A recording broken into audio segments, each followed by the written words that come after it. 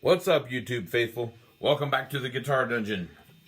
Before we carry on with anything, I just want you to know that that's what I do. I pet cats, I play guitar, I know things.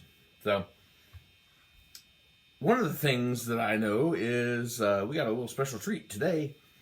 We're going to venture into the world of vintage guitars with this. This that you're looking at right here is a 1983 Gibson Invader. This just came into my possession, thanks to my dude Levi.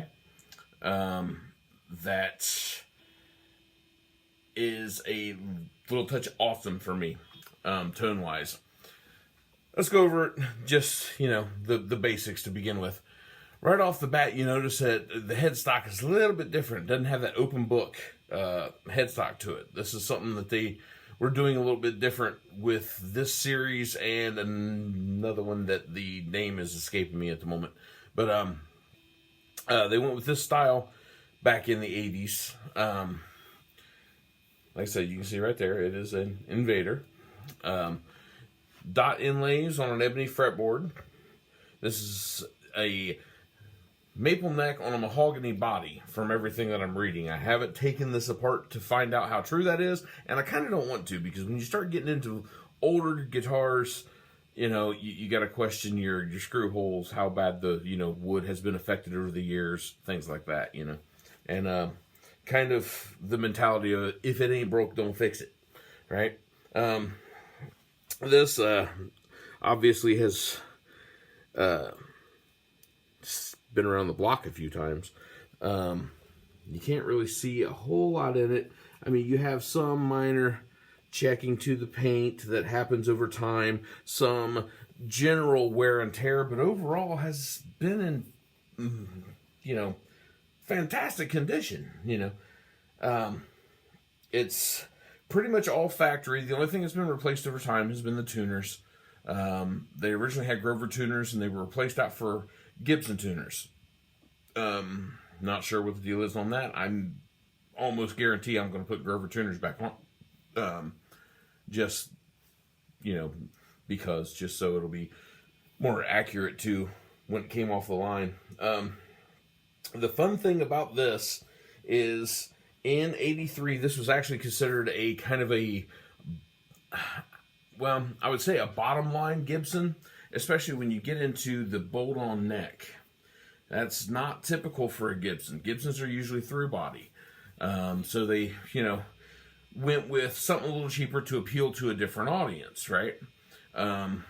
Which is really interesting when you think, this is for all my metalheads out there, right? Given the time that these came out, the scene was a lot of classic rock stuff, a lot of cleaner stuff. You were wrestling with disco at the end of the 70s, trying to establish a different sound. Well, they made instruments that were more affordable to certain artists at the time that were able to pick them up, right? And they were getting their hands on stuff like this. These pickups here are like the zebra pickups, aka like the Dirty Fingers pickups. They were designed by Tim Shaw when he still worked with Gibson. These are really highly sought after pickups. They defined a sound of that time. There were a lot of bands that got their hands on them that, changed music.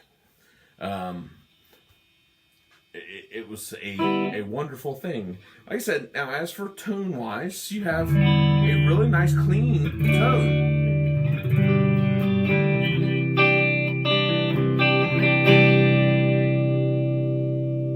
Which is nice. You can do a lot with that. But you come back over here and you give yourself a little bit of distortion. Nothing overboard. This is typically what I use, for my lighter stuff. But with these pickups involved,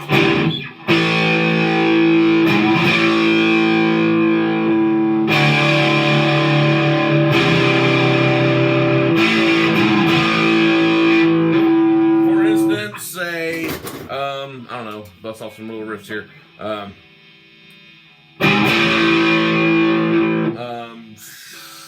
don't even know what.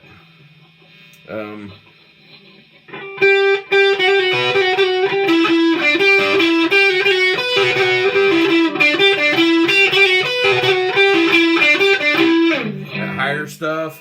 This is one of the things that I really like is the difference in the tone. Now, not the difference in the tone, but the distinction of bass to treble, I guess, is the. If I hit the chord right.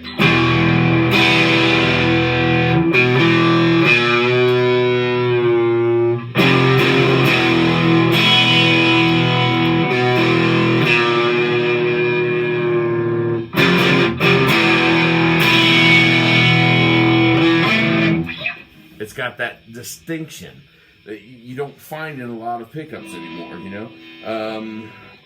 What else is there?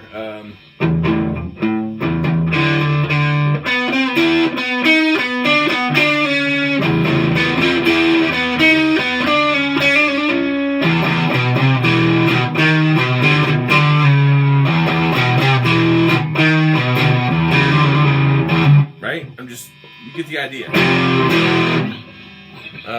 I mean, you could go on for days. That tone's there. See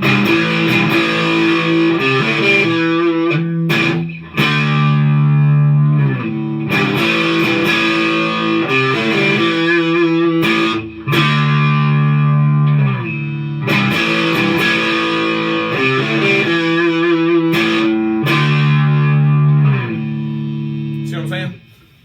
And that's on my lighter channel. Let me show you this. Check this out. If I kick it up to where I normally play, it's almost too much.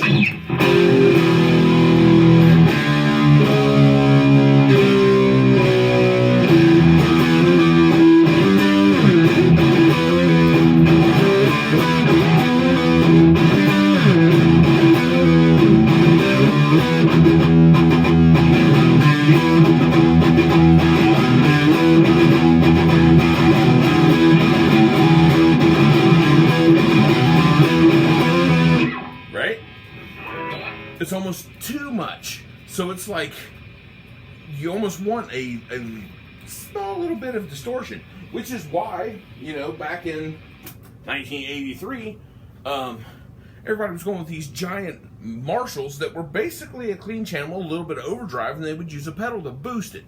And it's because they were pumping through something like this.